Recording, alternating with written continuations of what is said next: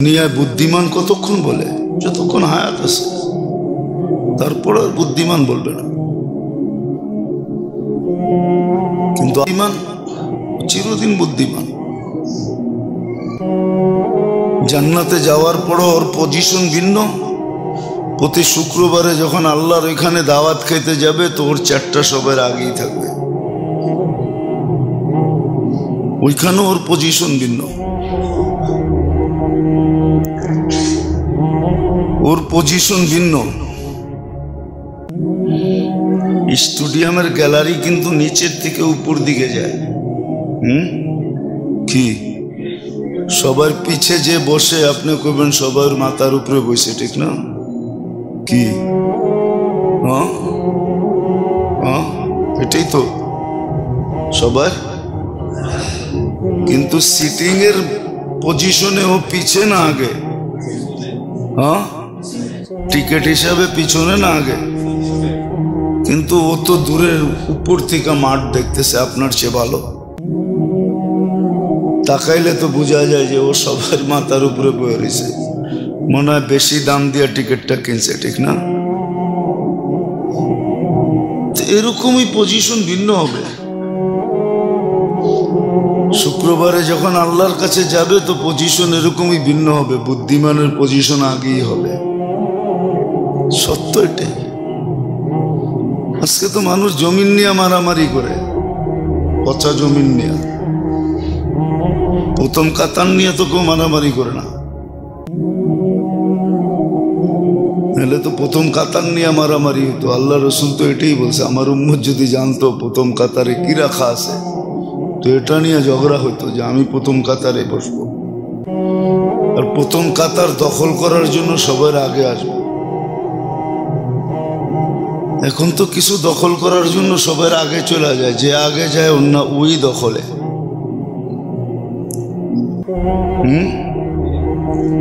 আর মসজিদে তো আসে এরকম, প্রথম কাতারের জন্য করে না, আমি প্রথম কাতারে বসবো, সবার আগে যাব। আবার এটাও বলে দিছে, প্রথম কাতার আলায় যদি অন্য কাউরে একরাম করলো, সম্মান দেখায়া তার জায়গাটা ছেড়ে দিল, তো 40 দিন পর্যন্ত প্রথম কাতারের সওয়াব পাবে।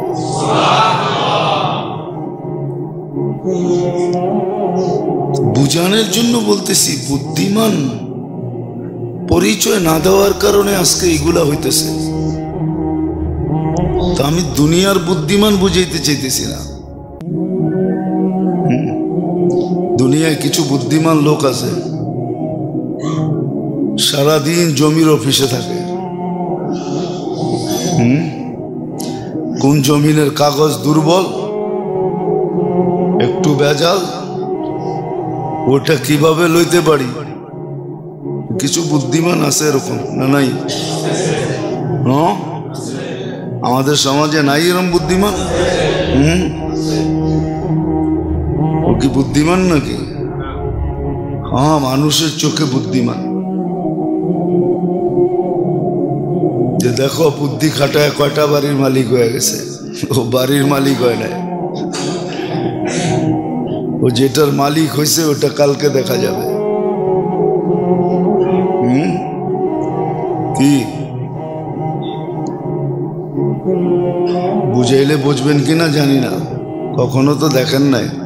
আমরা ছোটবেলা দেখতাম আর কি, চন্দ্রগ্রহণ হইলে বড় বলের ভিতরে পানি নিয়ে তো ছাদের ভিতরে রেখা, খোলা জায়গায় রেখা দেখতাম চানটা এটার মধ্যে আয়া পড়ছে। চানটা কি আইছে নাকি বলের মধ্যে?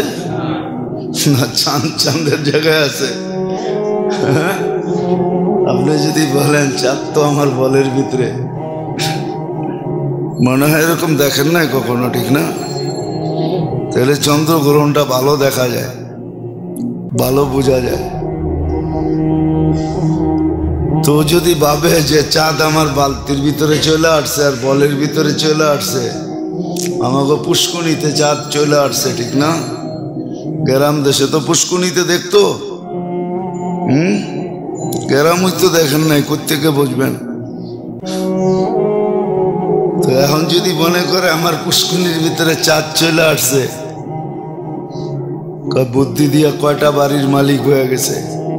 আসলেও বাড়ির মালিক হয় নাই। চাঁদ যেরকম পুষ্কুনির ভিতরে দেখা যায়, এরকম ওর বাড়ি আপনার চোখে দেখা যায়। আসলেও বাড়ির মালিক হয় নাই। কালকে বোঝা যাবে কার মালিক হয়েছে।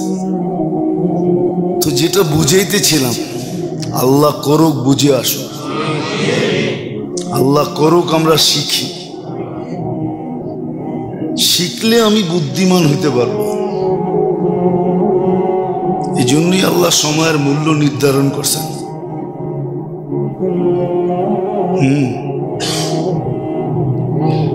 এই জন্য হাদিসে আছে কিছু জীর্ণ শীর্ণ মানুষ দুনিয়াতে পাওয়া যায়। জীর্ণ শীর্ণ, গরিব শরীফ, দুনিয়ার কেউ কে মূল্য দেয় না, কিন্তু ও এত বুদ্ধিমান, এত মূল্যবান। লাউ আকসামা লা আবাররাহুল্লাহ, এ কসম খাইতে দেরি, আল্লাহ পুরা করতে দেরি করেন না। কিন্তু ওরা কসম খায়ও না। ওরা জানে এখানে খায়া কি করব, ওইখানে যে খাবো।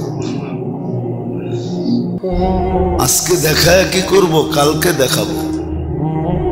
আজকে দেখাবো না, কালকে দেখাবো। আজকে দেখাইলে কম লাগবে, কালকে দেখাইলে অনেক লাগবে, দিলে অনেক লাগবে। আছে সত্য, এরকম লোক আছে, জীর্ণ শীর্ণ, গরিব শরীফ, দুনিয়ায় কোনো মূল্য নাই, কিন্তু আল্লাহর কাছে বড় মূল্যবান, বড় বুদ্ধিমান। এই জন্য হাদিসে জোর দিয়া বলা আছে, বেহুদা কথার থেকে বাঁচো। যেই কথায় কোনো উদ্দেশ্য নাই, কোনো লাভ নাই, এতটুক পর্যন্ত বলা আছে যে ঘরে ঢুকা জিজ্ঞাসা করো না কি পাকাইছো, একটু পরে তো তোমার সামনে এমনি আসবে, তখন তো দেখা নিবা যে কি পাকাইছে। না ভালো পাকাইলে এখন স্বাদ লাগবে, খাওয়া ছাড়া তো স্বাদ লাগে না, লাগে?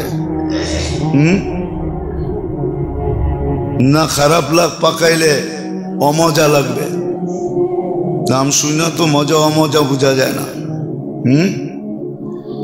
অনেক সময় তো শাকও মজা হয়, ঠিক না? মজা হয় না। অনেক সময় দেখা যায় কাঁচামরিচও মজা লাগে, বিরাট কাচ্চির চেয়ে বেশি।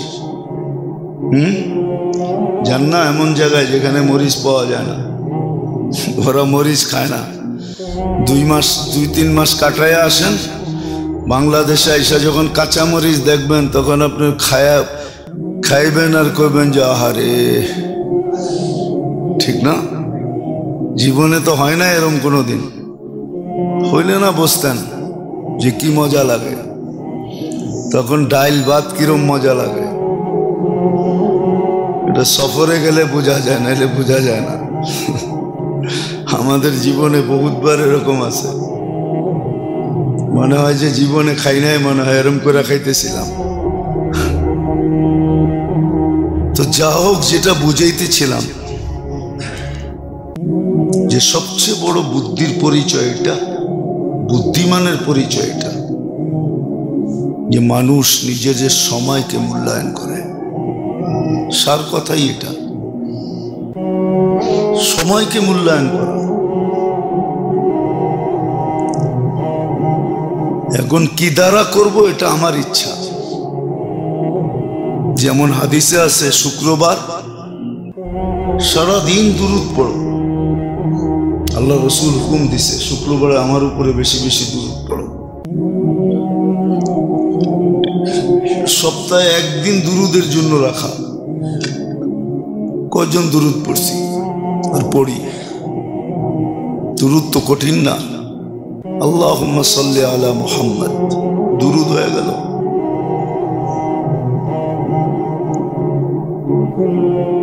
আরো ছোট ছোট দুরূদ আছে, ইব্রাহিমী পড়তে পারলে ভালো, যেটা নামাজে পড়ে, কিন্তু আরো ছোট ছোট দুরূদ আছে শুক্রবার তো শুরু হয়ে গেছে, গতদিন যখন সূর্য ডুবছে শুরু হয়ে গেছে, আজকে সূর্য ডুববে, শুক্রবার শেষ হয়ে যাবে। উচিত তো ছিল, কিন্তু এই মজলিসও তো কেউ নাই যে আমি শুক্রবারে 1000 দুরূদ শরীফ পড়ি, 500 পড়ি, 700 পড়ি, 200 পড়ি, 100 তো পড়ি না।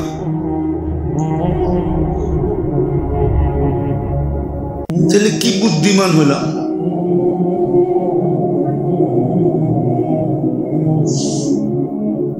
বড় বড় সওয়াব তো আছে।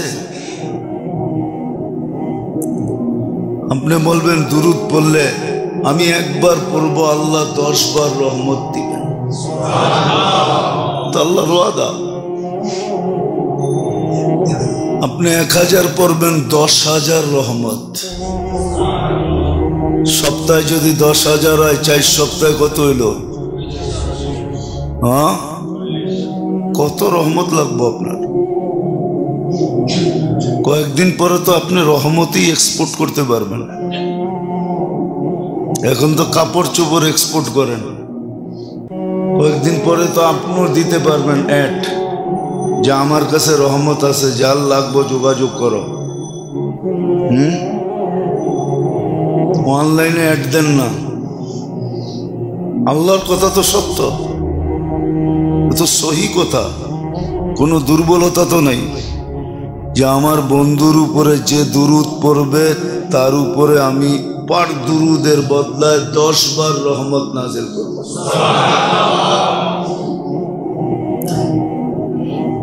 যদি মাসে 40,000 হয়, বৎসরে কত হইল? তো আপনার লাগবো 365 দিন। বাগদান না, 5 দিনে কত পড়লো? 4,80,000 রে। এতটি তো ডেলি আপনার দরকার হবে না।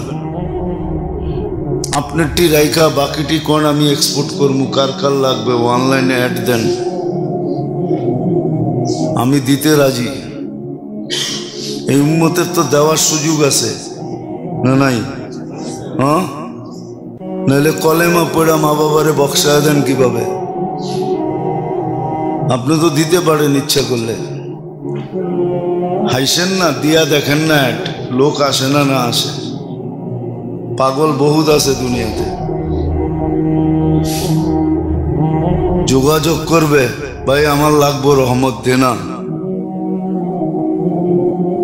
তো যেটা বুঝাইতেছিলাম, আসলে বুদ্ধিমানের পরিচয় দেওয়া উচিত। অন্য শব্দটা বলতেছি না, লাখ হয়ে যাবেন তাইলে। বোকার পরিচয় দেওয়া ঠিক না। আমরা তো সব বোকার পরিচয় দিতেছি, বুদ্ধিমানের পরিচয় দিতেছি না।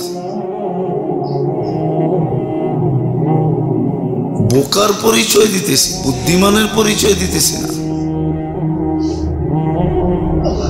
না নিজে বুদ্ধিমান হইতেছি, না পরিবারকে বুদ্ধিমান বানাইতেছি। পরিবারও বুদ্ধিমান বানাইতেছি না। উচিত পরিবার পরিজনকে বুদ্ধিমান বানানো।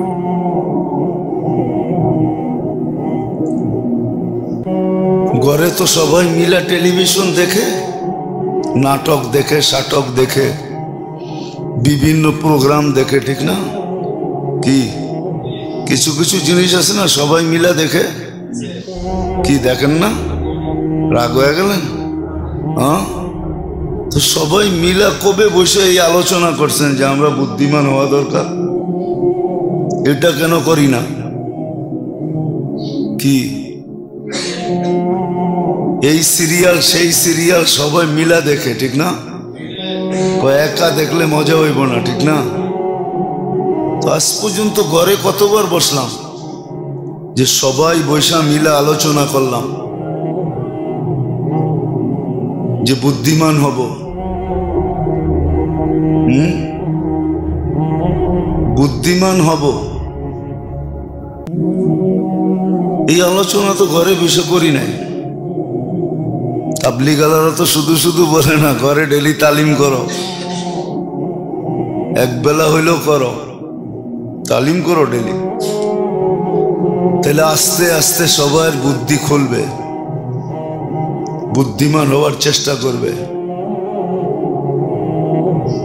তখন কোলের বাচ্চাও বুদ্ধিমান হবে। তখন দেখা যাবে ঘরের বাচ্চাও বুদ্ধিমান হবে, বড়দেরকে তাহাজ্জুদের সময় উঠাবে। কেননা বাচ্চার ঘুমাইতেও সময় লাগে না, উঠতেও সময় লাগে না, ঠিক না? না ওর ঘুম আমাগো মতো, ও ঘুমাইতেও সময় নেয় না। আর বাচ্চা যখন বুদ্ধিমান হবে তো দেখা যাবে ওই তাহাজ্জুদের জন্য সবাইরে উঠাইতেছে। ও উঠা গেছে, এখনো কি করবো, সবাইরে খোঁচাইতেছে, ওঠো কালকে না তালিম করলা, তাহাজ্জুদ পড়বা না। তো দেখা যাবে বাচ্চা আপনার তাহাজ্জুদের সময় উঠাবে, বুদ্ধির পরিচয় দিবে। এটি বুঝাইতেছি যে আমাদেরকে সবচেয়ে বড় বুদ্ধিমান ওই ব্যক্তি যে সময়ের মূল্য দেয়, দুনিয়ার হিসাবে না, আখিরাতের হিসাবে, আল্লাহ আল্লাহ রসুলের হিসাবে। এই জন্যই সময়টি মূল্য দিয়ে ভরা। মুহূর্তগুলা, ঘন্টাগুলা, দিনগুলা, সপ্তাহগুলা, মাসগুলা, এই যে মাস চলে যেতেছে, তারপরেই আসবে রজব, যেই মাসের ভিতরে আল্লাহ নিজে আবেদন করছে গুনাহ করো না, 4 মাস গুনাহ করো না, 4 মাস গুনার আবেদন, গুনাহ করো না, উম্মতে মুহাম্মদী গুনাহ করো না। আমরা তো খালি আঙ্গুল অন্যের উপরে উঠাই, ভাবি কাফের মুশরিক বেড়ে গেছে এই জন্য দুনিয়ার এই অবস্থা, ঠিক না? না না না, ওদের আমলের প্রভাব মাথার উপরে ওঠে না, আর আমাদের আমলের প্রভাব আরশ পর্যন্ত যায় ঠেকে। নেক যখন করে তো আরশ পর্যন্ত যায় ঠেকে, আবার গুনাহ করলেও সমস্ত জগৎ কাঁপায় দেয়।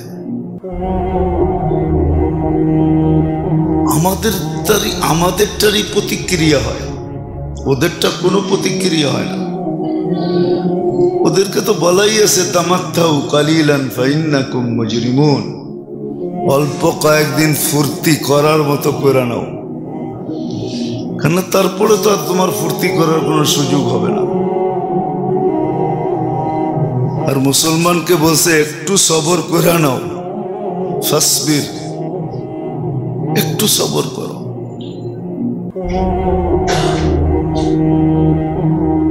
একটু আল্লাহর জন্য সবর করো, তোমার ফুর্তি আসতেছে, সারা জীবন ফুর্তি করবা, ফুর্তি ফুর্তি, মজই মজ, সুখই সুখ।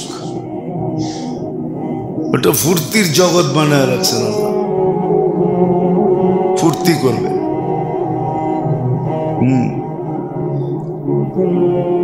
কোনো ফুর্তির নিষেধ নাই, মা তাস্তাহি, যেমন ফুর্তি করতে মন চাবে এমন করো। তোমার মনের বিরুদ্ধে কোনো আমরা যাব না, তোমার মন মতো হবে। এই জন্য বুদ্ধিমানের পরিচয় দিই, এই জন্য শিখা উচিত, শিখা উচিত। একটা কথা বুঝানোর জন্য বলতেছি, যদি বোঝেন তাইলে, কিন্তু ভাবতে হবে, তাইলে বুঝে আসবে। এক ব্যক্তি এশার নামাজ পড়া ঘুমাইলো আর উঠা ফজরের নামাজ পড়লো, ও কি ঘুমাইলো না ইবাদত করলো?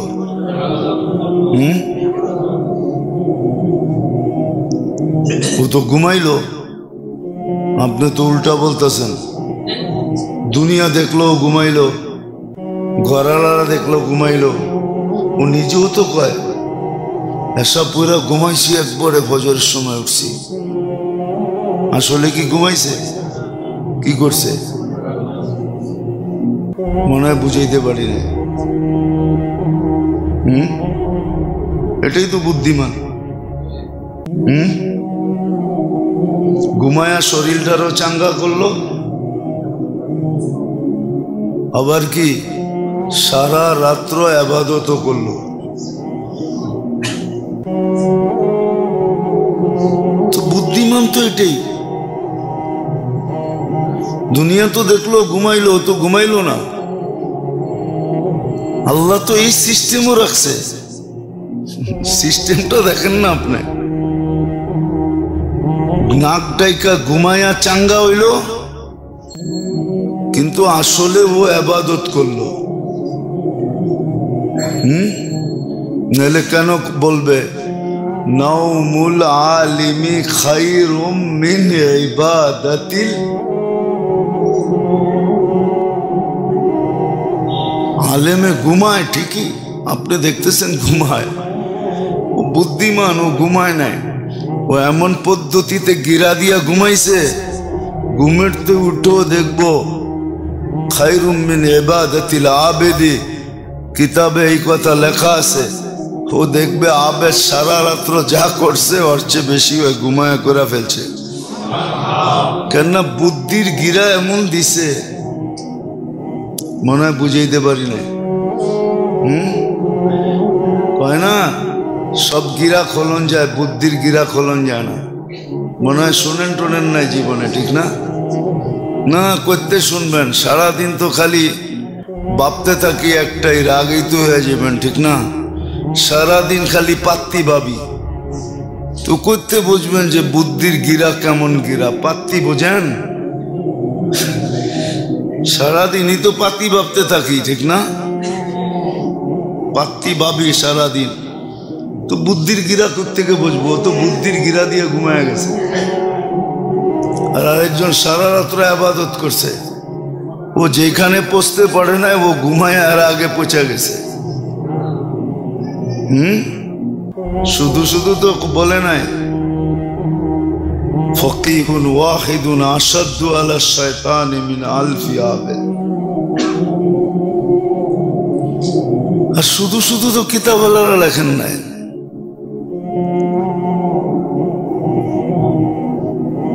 একদম সোহবতে বা আউলিয়া বেহতের সদ সালা তাত বেরিয়া। রিয়াহীন শত বৎসর ইবাদতের চেয়ে আল্লাহওয়ালাদের সোহবতে একটু সময় বসা আরো উত্তম।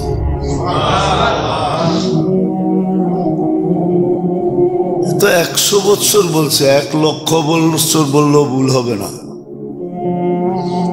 তো আসেন বুদ্ধিমানের পরিচয় দিই, যে আমি বুদ্ধিমান।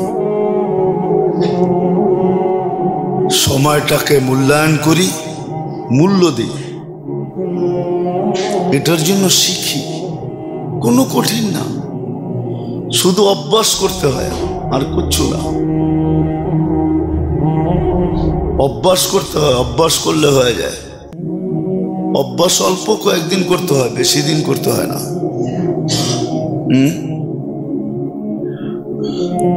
সৌদি আরবে গেলে দেখবেন হজের সময় যারা যায় না, ওরা দেখবেন আপনার লোকে 2 মিনিট কথা কইব, এটার ভিতরে 200 আল্লাহ কইব। আল্লাহি আল্লাহি কয় না? হ্যাঁ গেছেন হজে?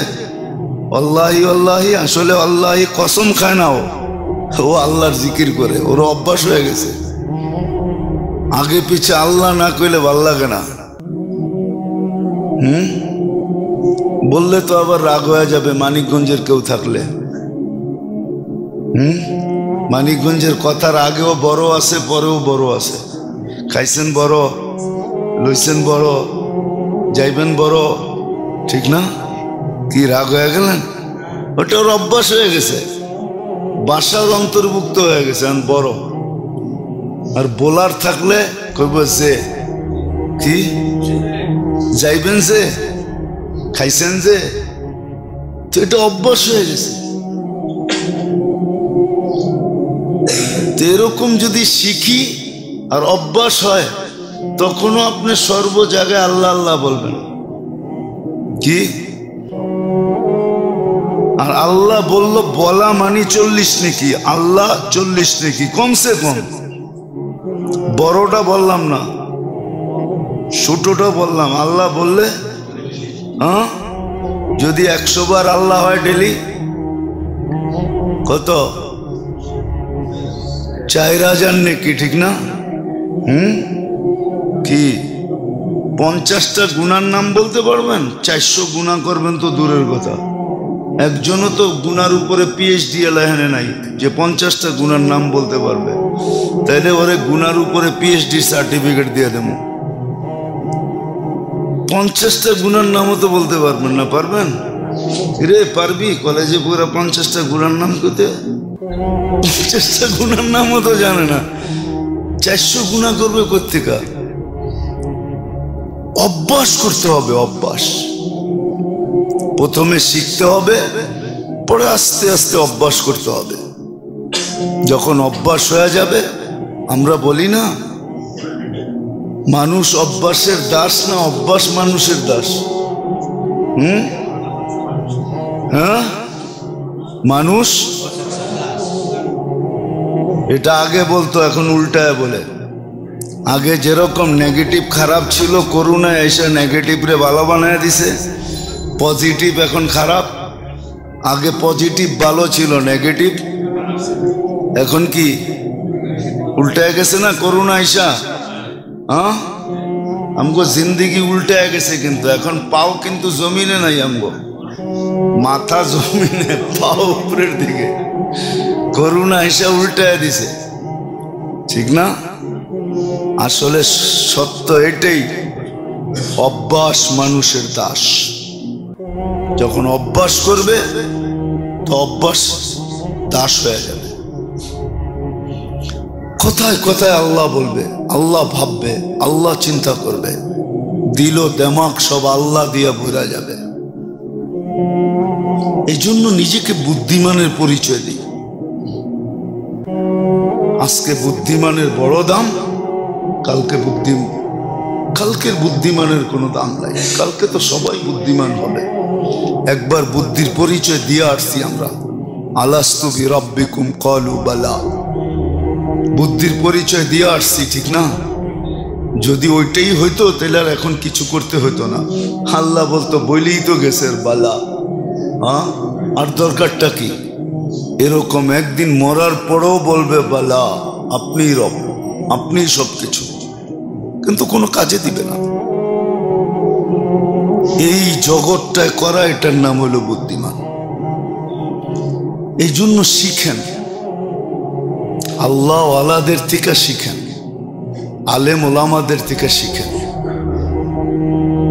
কিন্তু কিছু লোক আছে যারা লজ্জা পায়, অথচ আল্লাহ কোরআনে শিখায় দিয়েছেন, ইন্নাল্লাহ লা ইয়াস্তাহি আনিল হক। সব জায়গায় লজ্জা পাওয়া ঠিক না। লজ্জা যেখানে পাওয়া দরকার ছিল ওইখানেই তো পাই না। এখানে তো লজ্জা পাওয়ার কোনো বিষয় না, এখানে লজ্জার কোনো বিষয় না। আমাদের সমাজের দিকে দেখলে বড় দুঃখ লাগে। বহুত মানুষ আছে সারাদিন শুয়া বয়া কাটায়, ইচ্ছা করলে আলেম ওলামাদের কাছে যে কোরআন শিখতে পারে, সূরা কেরাত শিখতে পারে, তসবিহ তাহলিল শিখতে পারে। আরে ডেলি 1 ঘন্টা দিলেও তো আল্লাহর কাছে 10 ঘন্টা লেখা হয়। 2 ঘন্টা দিলে 20 ঘন্টা লেখা হয়।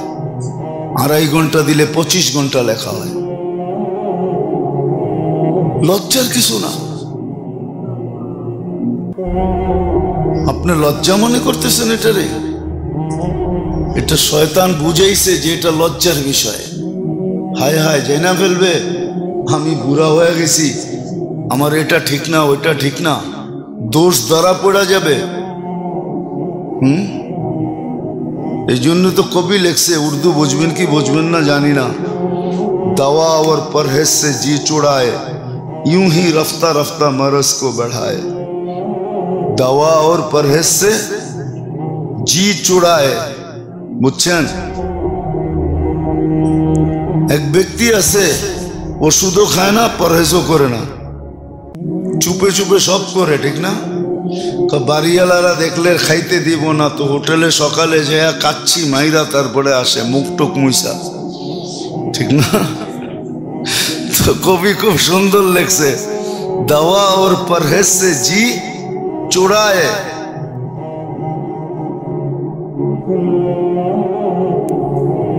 এইভাবেই আস্তে আস্তে রোগ বাড়াইতে থাকে।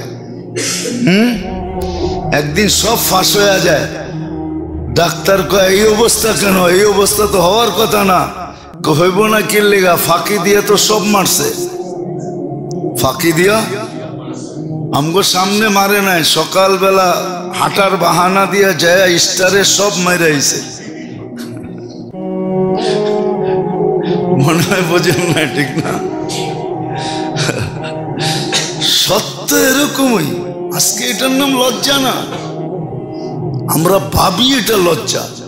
খোদার ওয়াস্তে এটার নাম লজ্জা না। সময় আছে তো শিখেন, আলেমদের কাছে যান, আল্লাহওয়ালাদের কাছে যান, মূল্যায়ন করেন। আল্লাহ আমাদের সবাইকে বুঝার, আমল করার তৌফিক দান করেন। ওমা আলাইনা ইল্লাল বালাগ।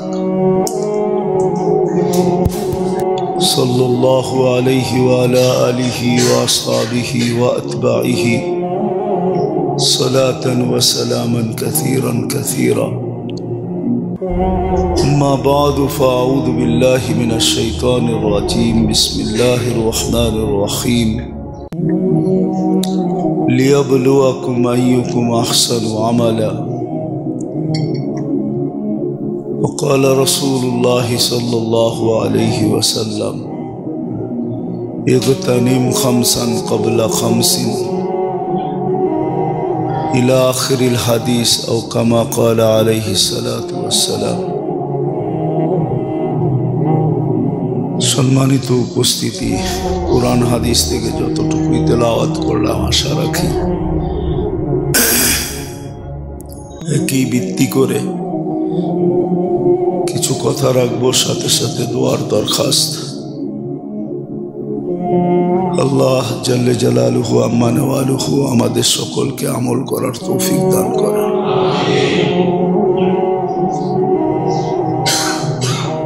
সময়ের মূল্য দেওয়া এটা প্রত্যেক বুদ্ধিমানের কাজ। যে নিজেকে বুদ্ধিমান ভাবে যে আল্লাহ আমাকে বিবেক দিছে, বুদ্ধি দিছে, বিদ্যা দিছে, ন্যূনতম বিবেকও যদি থাকে, বুদ্ধি যদি থাকে, বিদ্যা যদি থাকে, তো তার কাজ ছিল সময়কে মূল্য দেওয়া বা সময়কে মূল্যায়ন করা। এটা বুদ্ধিমানের সবচেয়ে বড় কাজ ছিল। এই জন্যই আল্লাহ সময়কে মূল্যবান বানাইছেন। সময়ের প্রত্যেকটা মুহূর্ত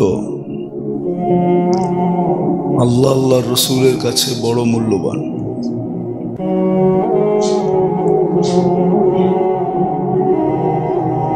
এই জন্য দিক নির্দেশনা দিয়েছেন। সময়ের কোনো মুহূর্তেই যেন গাফলতের ভিতরে না কাটে, উদাসীনতার ভিতরে না কাটে। এই জন্য আল্লাহ রসুল দোয়াও করতেন যে আল্লাহ আমার সময়টা যেন গাফলতের ভিতরে না কাটে, উদাসীনতার ভিতরে না কাটে, অলসতার ভিতরে না কাটে। আর উম্মতকে বড় সতর্ক করছেন যে সময়টা যেন গাফলতের ভিতরে না কাটে।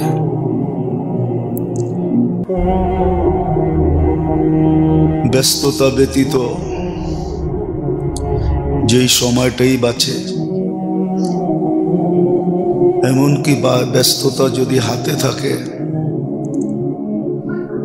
তো মুখ যেন উদাসীনতার ভিতরে না থাকে। ব্যস্ততা যদি মুখের ভিতরে থাকে তো বাকি অঙ্গ যেন উদাসীনতার ভিতরে না থাকে। না, উদাসীনতা মানুষের জন্য বিরাট বড় একটা লানত। আর যুক্তিতে এটাই বোঝা যায়, না জীবনের সময়টা কারো জন্য অপেক্ষা করে নাই, কারো জন্য অপেক্ষা করবে না। মানুষ সময়ের জন্য অপেক্ষা করে যে এই সময়টা কখন আসবে, ওই সময়টা কখন আসবে, কিন্তু সময় কারোর জন্য অপেক্ষা করে না। সে আসে, আবার তার গতিতে সে অতিবাহিত হয়ে যায়। এই জন্য সবচেয়ে বড় বুদ্ধিমানের পরিচয় যে সময়কে মূল্যায়ন করে। আর এটা আমাদের কথা না, সময়টা যিনি তৈরি করছেন ওনার কথা। সময়টা আল্লাহ তৈরি করছেন। এই জন্য কোরআনে সুস্পষ্ট আছে যে সূর্য উঠা আর ডুবা, রাত্র দিন আসা, এটা তোমাদের সময়ের হিসাবের জন্য। তো সবচেয়ে বড় বুদ্ধিমান ওই ব্যক্তি, বুদ্ধির পরিচয় উনি দিল যে সময়ের মূল্যায়ন করল। এই জন্য আল্লাহ সময়গুলাকে বড় মূল্যবান বানাইছেন। সময়গুলা মূল্য দিয়ে ভরা। একটা মুহূর্ত এরকম নাই যে মুহূর্তটার মূল্য আল্লাহ না দিয়েছেন, মূল্য নির্ধারণ না করছেন। এরকম একটা দিন নাই, এরকম একটা মাস নাই, এরকম একটা সপ্তাহ নাই, এরকম একটা শ্বাস নাই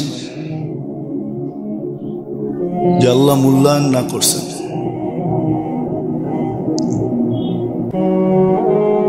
এই জন্য সময়টাকে মূল্যবান বানানোর জন্য, মূল্যায়িত করার জন্য প্রত্যেকটা মুহূর্তের কোনো না কোনো আমল দিছেন, তরতিব দিছেন, পদ্ধতি দিছেন। পেশাব পায়খানা থেকে নিয়া, ঘুম থেকে সজাগ হওয়া নিয়া, ঘরে ঢুকা বাহির হওয়া, এরকম কোনো ক্ষেত্র নাই যে ক্ষেত্রের ভিতরে আল্লাহ রসুলের পক্ষ থেকে কোনো আমল না আসে। আর আমলটা দেওয়ার উদ্দেশ্য এটাই যে সময়টা যেন মূল্যায়িত হয়। আর মূল্যগুলো এরকম যে মূল্যায়ন করলো, মূল্যটা এরকম যে তাক লাগানো মূল্য। মানুষ তো ঘন্টা বেসিস বেতন দেয়, দুনিয়ার বহুত দেশে আছে ঘন্টা হিসাবে স্যালারি। এক ঘন্টায় আর কয় টাকা স্যালারি হয়? যে দেশে ডলারে দেয়, কয় ডলার দেয়? কিন্তু আল্লাহ কিন্তু মূল্য দেয় তাক লাগায়। যে মূল্যটা দেয় ওটা তাক লাগায় দেয়। সুবহানাল্লাহ বললে সৌরজগতের অর্ধেক বোঝা যায়। এর চেয়ে বড় তাক লাগানো কি হতে পারে? হ্যাঁ, ওই ব্যক্তির জন্য যে এটা বোঝে। আর যে বোঝে না সে সারাদিন বকতে বকতে সময় কাটায় দিবে। কত মানুষই তো আছে ঘুমের থেকে উঠা বকা শুরু করে একবারে ঘুম পর্যন্ত বকতেই থাকে। হাজারো মানুষ পাওয়া যাবে, লাখো কোটি মানুষ পাওয়া যাবে, সারাদিন বকতে থাকে। আবার অনেক কম লোক পাওয়া যাবে, আছে কিছু লোক, নাই যে এরকম না, যে ঘুমের থেকে উঠা দোয়া কালাম জিকির জিক্র তেলাওয়াত তসবিহ তাহলিল সারাদিন মুখ এটার ভিতরে লাগায় রাখে। এটাও পাওয়া যাবে, কিন্তু প্রথমটার সংখ্যা বেশি। সারাদিন বক বক করতে থাকে। যতবার সারাদিন বকবক করে অতবার তসবিহ তাহলিল পড়লে বহুত আগে কুতুব হয়ে যেত।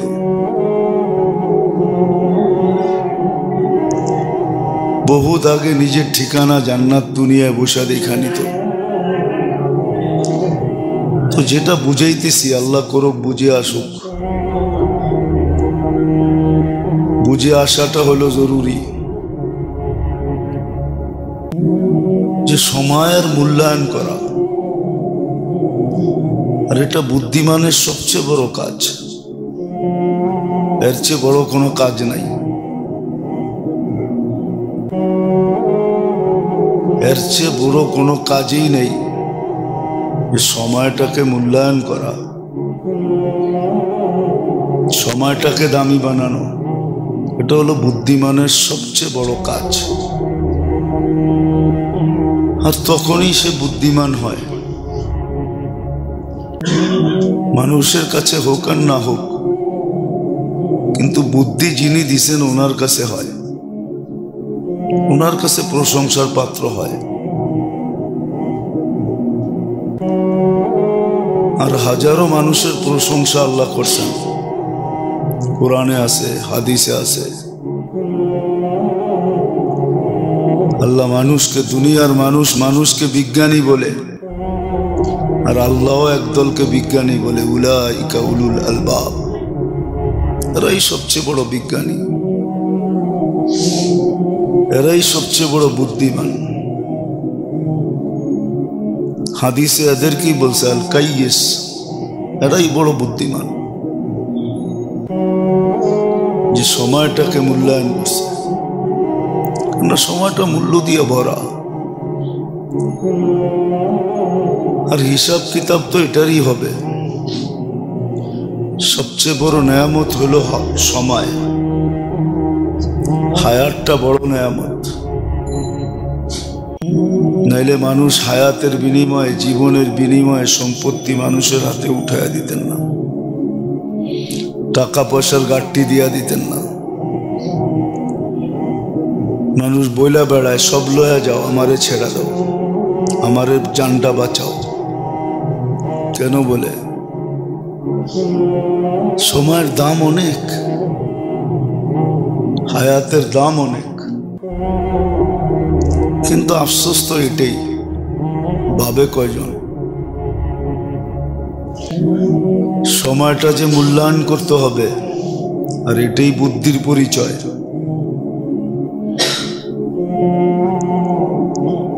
এটা যে বুদ্ধির পরিচয়।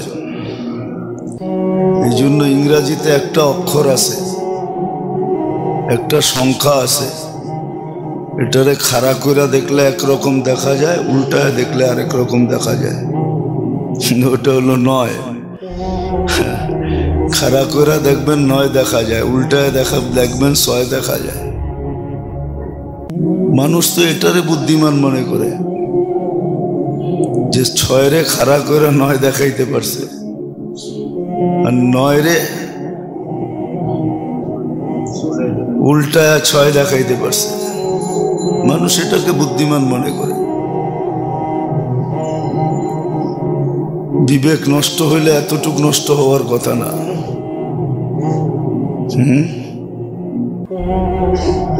ইলিশ মাছ, কিছু মাছ আছে পচা গেলে গাটা বানায় খাওয়া যায়, যায় না? পাতা পাওয়া যায় আমাদের দেশে, লেবু পাতা, কিছু পাতা আছে, ওটা দিয়া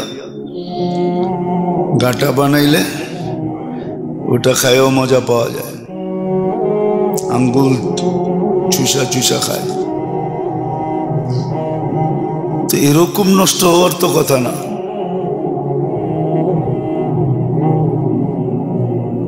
যে দুনিয়ায় বুদ্ধিমান পরিচিত হলো, এই জন্য তো আলী রাদিয়াল্লাহু তাআলা আনহু বলছেন, ওই মানুষগুলা দেখলে কানতে মনে চায় যে দুনিয়ার বিনিময়ে আখিরাতকে নষ্ট করে। বুঝে তো আসবে অবশ্যই, কেননা কোরআন তো মিথ্যা হইতে পারে না, ওটা তো চিরসত্য। বুঝে একদিন আসবে, ওই দিন বুঝ তো কোনো কাজে দিবে না। আজকে তো বুঝে আসার পর একটা চিৎকারও কাজে দিবে, তওবাও কাজে দিবে, আল্লাহ বইলা চিৎকার দিলেও কাজে দিবে, জীবন চেঞ্জ হয়ে যাবে। গুনাহ খাতা মাফ হওয়ার ওয়াদা আছে, কিন্তু কালকে চিৎকার দিলে তো কিছুই হবে না। বরং বেশি চিৎকার দিলে কোরআন এটাও বলে দিছে, ক্বালুকসাউ ফিহা ওয়ালা তুকাল্লিমুন, মুখে সিল মাইরা দিবে যাতে চিৎকার না দিতে পারে। মেডিসিন খালি আমাদের কাছেই আছে, আল্লাহর কাছে নাই? না সব দিয়া খালি হয়ে গেছে, না বয়স হওয়ার কারণে বুড়া হয়ে গেছে, দীর্ঘদিন থাকার কারণে সবকিছু লোপ পাওয়া গেছে, এরকমই তো মনে হয়। যদি সবটাই না হয় তাহলে উদাসীন কেন? তাহলে ভাবি না কেন? বুদ্ধিমানের পরিচয় দেই না কেন? তাহলে তো বুদ্ধিমানের পরিচয় দেওয়ার কথা, সময়কে মূল্যায়ন করা। সময়টাই তো জীবনের আসল, এটাকে মূল্যায়ন করা উচিত তো ছিল বুদ্ধিমানের পরিচয় দেওয়া। কেননা বোকাদেরকে একভাবে উঠাবে, বুদ্ধিমানদেরকে আরেকভাবে উঠাবে। বোকাদের জন্য স্বাগতম একরকম, বুদ্ধিমানের জন্য স্বাগতম আরেক রকম।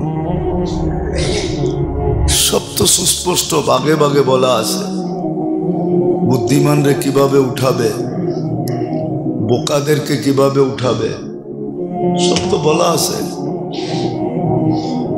না বলতেন, লুকায়া রাখতেন। ওমা হুয়া আলাল গায়বি বিদানিন, সবই তো প্রকাশ করে দিলেন। উদাহরণ দিয়া দিয়া দিয়া দিয়া দিয়া দিয়া বুঝাইলেন, লজিকলি বুঝাইলেন, যাতে আকলে ধরে। এত বেশিও দেন নাই যে আকলের পরিধির বাইরে চলে যায়, এত ক্ষুদ্রও দেন নাই যে আকলে বোঝা যায় না। ক্ষুদ্র জিনিস আকলে বোঝা যায় না। মাইক্রোস্কোপ নিয়ে আসলে না দেখা যেত যে এইখানে ওয়েদারের ভিতরে কি আছে, হাজারো বালুর কণা আছে, হাজারো জীবাণু আছে, ব্যাকটেরিয়া আছে। তো মাইক্রোস্কোপ আনলে দেখা যেত যে এইটা কি আছে, এটা তো আকলে ধরে না। তো সবই তো সীমানার ভিতরে রাখলেন, সীমানার বাহিরে তো কিছু করলেন না। হুকুমও তো সীমানার বাহিরে দেন নাই, নাইলে কোরআন কেন বলবে লা ইউকাল্লিফুল্লাহু নাফসান ইল্লা উসআহা? সীমানার বাহিরে তো কিছু হুকুম দেই নাই। সবকিছু তো পরিধির ভিতরে রাখলেন, তারপরও বুদ্ধির পরিচয় দেই না। তো দেই না কেন? বলবেন ধোকার কারণে। ধোকাটা যদি না রাখতো তাহলে দিতে পারতাম। হ্যাঁ, প্রশ্ন তো একটু ডাইন বাম করে করলেই প্রশ্ন হয়, সোজাসুজি করলে তো আর প্রশ্ন হয় না। প্রশ্ন কাকে বলে? একটু ডাইন বাম করেই তো করে। কি মনে হয় ক্লাস 5 পর্যন্ত পড়েন নাই? প্রশ্ন তো একটু ডাইন বাম করেই করে, ঠিক না? নাহলে পরীক্ষা হয় নাকি? তা আল্লাহ তো এটা পরীক্ষার জন্য দিছেন। পেট না থাকলে সারাদিন আল্লাহর সামনে পড়া থাকতাম, এটাও ধোঁকা। এটা সবচেয়ে বড় ধোঁকা। বিবি বাল বাচ্চা না থাকলে পড়া থাকতাম। পড়া থাকতেন আমিও মানি, কিন্তু দাম কম পাইতেন। দাম কি কন? দাম কম পাইতাম। কয়লার ভিতরেই কিন্তু হীরা হয়। কয়লার কেজি 100 টাকা, হীরার কেজি 50 টাকা, ঠিক না?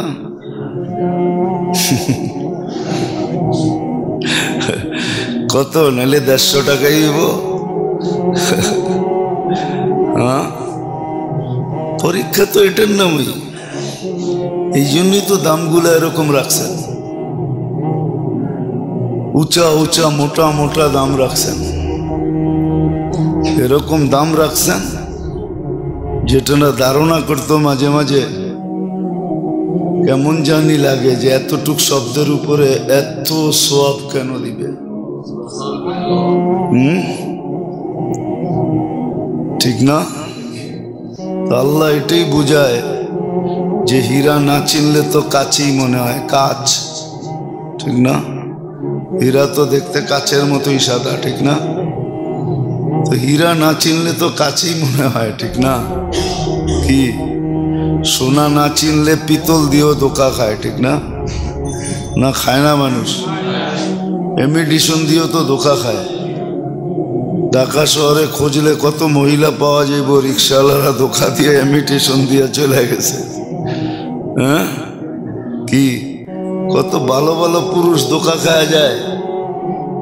কয়েকদিন আগে চলছিল না পিলার লয়া, কি মনে হয় মনে নেই, জমিনের পিলার লয়া চলছিল না খুব, কত ভালো ভালো মানুষ ধোকা খেয়ে গেছে,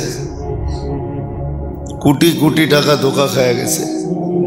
এখন কারো কাছে বলতেও পারে না, কেননা বললেও ঘরেও বলতে পারে না, ঘরে বললেও ঝাড়ু দিবে। বলবো আমাকে সামনে তো বড় বাপ দেখাও, নিজেরে খুব মনে করো। এত বোকা তুমি, আগে জানলে তো সংসারই হইতো না। যে তুমি এত চালাক। তো কত মানুষ ধোকা খেয়ে গেছে এই পর্যন্ত, না খায় নাই? হাজারো মানুষ ধোকা খেয়ে গেছে। তো সময়ের মূল্য যে দিল সেই বুদ্ধিমান। যদিও ভাবতে কষ্ট লাগে যে এতটুকুর উপরে এতটি বিনিময়, তুমি চিনবাটা কি? তুমি চিনলে না, চিনলে বলতা ঠিকই আছে। চিনলে বলতা ঠিকই আছে। আল্লাহ বললে যে সওয়াব মিলে, ওটা যে আল্লাহ চিনছে ও বলবে ঠিকই আছে। হ্যাঁ, আল্লাহ হিসাবে এতটুকুই পাওয়া সমচীন, যোগ্য। কেন? আল্লাহর নাম নিছে। কার নাম? আল্লাহর নাম নিছে। সুবহানাল্লাহ, এটা আল্লাহর নাম নিছে। আলহামদুলিল্লাহ, এটা আল্লাহর নাম নিছে। তো ওনার নামের উপরে যা দিছে এটাও একদিক দিয়ে লজিকলি তাকাইলে দেখা যায় কমই হয়েছে, কিন্তু মাঝে মাঝে বিবেক বলে 2 সেকেন্ডে এত, এটা হয় কি কইরা? তো যার বিবেকের সমস্যা আছে সে বলে হয় কি কইরা? এত বড় বড় সওয়াব, এটা হয় কি কইরা? অনেকে বইলা ফেলে। আবার অনেকে ভাবে যে না, এই সওয়াব এই উচ্চারণও কিছু হইল না, কিছুই করতে পারলাম না। আর অনেকজনে ভাবে এতটি তো হয়ে গেল, আর কি করবো। এই জন্য কিছু হাজি আছে দেখবেন, হজের আগে যেরকম, হজের পরও ওরকমই, শুধু আলহাজ লেখে আর কি। হজের আগে যেরকম, আবার অনেকে দেখবেন হজের পরে আরো বাইরে যায়। উনি কয় পিছনের সব মাফ হয়ে গেছে, যতটি রাখা আছে এটি দিয়ে তো জিন্দগি শেষ হয়ে যাইব, তারপরও যা থেকে যাইব ওটি দিয়ে পার হয়ে যাবো, ঠিক না? কেননা একদিন 1 লক্ষ দিন। মক্কা শরীফ ছিলাম 1 মাস, মদিনা 1 মাস, এক জায়গায় 50,000, এক জায়গায় 1 লাখ, এত খাইব কে? ঠিক না? এই জন্য উনি আইসা আরো জোরে চড়ে শুরু করে।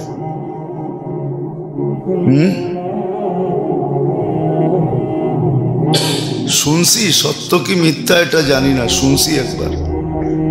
কার কাছ থেকে শুনছি ওই লোকগুলো এখন বেঁচে নাই, থাকলে প্রমাণ করানো যেত। উমরার থেকে আইসা পানি খায়া কইতেছে যে আজকে মনটা পড়ছে। তো উনি ভাবছে এত দিয়া কর্মটা কি, ঠিক না? আর আরেকজন দেখা গেছে হজের থেকে আইসা আরো বেশি দিনদার হয়ে গেছে, আরো বেশি। ও ভাবতেছে কাছে গেছি আর দূরে যায় লাভ কি? কাছে যত যায় তত আর মন পড়ে না, ঠিক না? কি অনেক জিনিস আছে যত পায় তারপরও মন পড়ে না। ওটা দুনিয়ারও আছে, আখেরাতেরও আছে। এটা যত পায় তারপরও মন পড়ে না, এটা হলো দুনিয়া। যত পায় তারপরও মন কয় কিচ্ছু হয় না। সারা দুনিয়ার মালিক হলে হইতো। ফেরাউন তো শুধু ফেরাউন হয় নাই, ও সব পাওয়ার পরে ভাবছে এটা পায়া কি লাভ হইলো, ওইটা পায়া দেই, ওইটাও পাম। তো ওইটার দাবি করে ফেলাইছে, কে যায় দেখবো আমি পাইছি না পাইছি। এটা পাইছি এটা তো দেখতেছে সবাই, ঠিক না? যে এটার মালিক আমি। ওটা তো যে কেউ তালাশ করে দেখবে না, দাবি করলে অসুবিধা কি? দাবি করেই ফেলছে, ঠিক না? এরকম সারা দুনিয়ার মালিক হওয়ার পরে ও বলবে ওইটাও পাইতে চাই। তো লাগাইবো আল্লাহর লগে টক্কর, ঠিক না? আল্লাহ বানায় দিব ইতিহাসের পাতার জিনিস, ফেরাউনের মতো বানায় দিব। এখনো যে যায় ও মমির উপর দিয়ে তুতু দিয়ে আসে, ঠিক না? এমনকি কাফের পর্যন্ত তুতু দিয়ে আসে। জান না, একবার দেখা আসেন না, দেখেন না মানুষ কি বলে। এখানে দেখেন কেউ ইংরেজিতে গালি দিতেছে, যে যেই ভাষা পারে ওই ভাষায় গালি দিতেছে। যে দেখা আসেন, বেশি দূরে তো রাখা নাই, মিশর ভিসাও দেয়, ভিসা এত কঠিন না। একবার ঘুরে আসেন, দেখা আসেন। তো যেটা বুঝাইতেছিলাম, খুব ধ্যান দিয়া শুনলে বুঝে আসবে। এই জন্য দিনই কথা মন বিবেক বুদ্ধি দিয়া শোনা চাই। মন দিয়া বিবেক বুদ্ধিকে উপস্থিত করে তারপরে শোনা চাই, তাহলে বুঝে আসবে। ওয়ালাকাদ ইয়াসসারনাল কুরআন, আল্লাহ বলছে সহজ করছি, কঠিন না। লিযিকরি ফাহাল মিন মুদ্দাক্কির, এই জন্য সহজ। কিন্তু মন বিবেক বুদ্ধি সব একত্রিত করে শুনতে হবে, তাহলে বুঝে আসবে। তো যেটা বুঝাইতেছিলাম যে বুদ্ধিমানের পরিচয় দেওয়া উচিত, আর বুদ্ধিমানের পরিচয় ওর ভিতরে ফুটে উঠবে যে সময়ের মূল্য দিবে। আর এটা দুনিয়ার ভিতরেও সত্য। দুনিয়ার ভিতরে যারা সময়ের মূল্য দেয়, ওরা দুনিয়ার ভিতরে ওদেরকে আলাদাই রাখা হয়, ওদেরকে আলাদাভাবে চিনা যায়। যারা সময়ের মূল্য দেয়, আর একজনে কইলো 6টা আইলো 9টায়, তো দুনিয়াও জানে ওর কাছে সময়ের কোনো দাম নেই। দুনিয়া হিসাবেও কিন্তু দীক্ষিত, দুনিয়া হিসাবেও মানুষের আঙ্গুল ওর দিকে ওঠে। আর আল্লাহ আল্লাহ রসুলের ব্যাপারে, আখেরাতের ব্যাপারে ওইখানে আঙ্গুল উঠবে না কেন? এইখানে মানুষের আঙ্গুল ওঠে, ওইখানে স্বয়ং আল্লাহর আঙ্গুল ওঠে, আল্লাহ রসুলের আঙ্গুল ওঠে। এই জন্য মেরে দোস্ত, নিজেকে বুদ্ধিমানের পরিচয় দেওয়া চাই, যে আমি বুদ্ধিমান। একটু আগেও বলছি, বুদ্ধিমানের জন্য স্বাগত ভিন্ন হবে, ওর স্বাগত ওরকম হবে। আর নির্বোধের জন্য স্বাগত ভিন্ন হবে। বুদ্ধিমানকে একভাবে স্বাগতম জানাবে, বুদ্ধিহীনকে আরেকভাবে স্বাগত জানাবে। আর আমি দুনিয়ার বুদ্ধিমান বলতেছি না,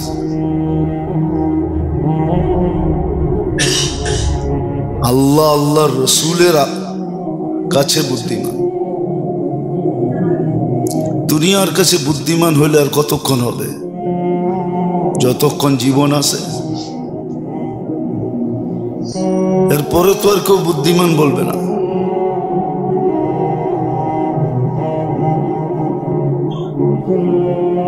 হ্যাঁ, বললে আবার রাগ হয়ে যাবেন, অন্যরকম হয়ে যাবে। ওই রসুলের রঙে রঙিন হই, চারটা জিনিস দেখাবো যদি তোমাদের দিলে লাগে যে 23 বছর জীবনে কোনোদিন চোখের পানি তোমার আমার জন্য শুকাইতে দেয় নাই। জিবরিল মিকাইল জিজ্ঞাসা করছে, আপনাকে যখন দেখি কাঁদেন কেন? বলছে, আমার উম্মতের জন্য আমার চোখের পানি শুকায় না। যে রসুল তোমাকে যে আরো সে বলে নাই, মৃত্যু লগ্নে যিনি চোখের পানি ঝরাইতে ঝরাইতে যেতেছিলেন, জিবরিল জিজ্ঞাসা করছে, এখন কাঁদেন কেন? এখন তো খুশির ব্যাপার, আল্লাহর সান্নিধ্যে চলে যাবেন। বলছে, জিবরিল তোমার কথা সত্য তো বটে, কিন্তু আমার তো চোখের পানি থামে না। বলছে, কেন? বলছে, ফামান লিবাদি লি উম্মতি, আমার পরে আমার উম্মতকে কে দেখা রাখবে? আমার মনে হয় আপনাদের দিলের ভিতরে দিল নাই, পাথর হয়ে গেছে পাথর। যে রসুল এখনো কবরে কাঁদে, আমি পুরা টিম এইখানে নিয়ে আসতে পারি, পুরা জামাত যারা স্বপ্নে দেখছে আল্লাহ রসুল কাঁদতেছে, সবাই এক স্বপ্নে দেখছে। বলছে, কাঁদেন কেন? বলছে, আমি আমার বাংলাদেশের উম্মতের জন্য কাঁদি। কখনো বাংলাদেশের উম্মতের জন্য কাঁদে, কখনো পাকিস্তানের উম্মতের জন্য কাঁদে, কখনো ইন্ডিয়ার উম্মতের জন্য কাঁদে। মুসলমান যে যেখানে আছে সবার জন্য